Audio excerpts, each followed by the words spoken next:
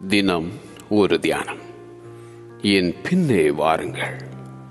மத்தேயு எழுதின சுவிசேஷம் அதிகாரம் 4 வசனம் 19.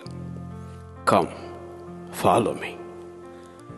என் ஆடுகள் என் சத்தத்திற்கு செவி கொடுக்கிறது. நான் அவைகளை அறிந்திருக்கிறேன், அவைகள் எனக்கு பின் செல்கிறது என்றார் இயேசு.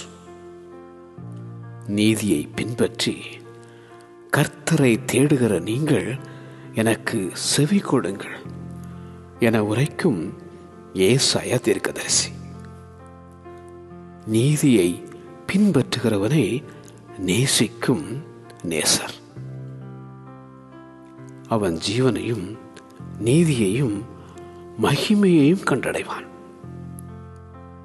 என்னை விட்டு தூரப்பட்டு மாயையை பின்பற்றி வீணராய் போகிறதற்கு என்னிடத்தில் என்ன அநியாயத்தை கண்டார்கள் என உரைக்கும் தேவன். கர்த்தரை உத்தமமாய் பின்பற்றி ஆசீர்வாதத்தை சுதந்தரித்த அந்த காலேப். நீயும் கர்த்தரை பின்பற்று, பிரகாசமடைவாய். என் பின்னே வாருங்கள், என் பின்னே வாருங்கள். ஆமென்.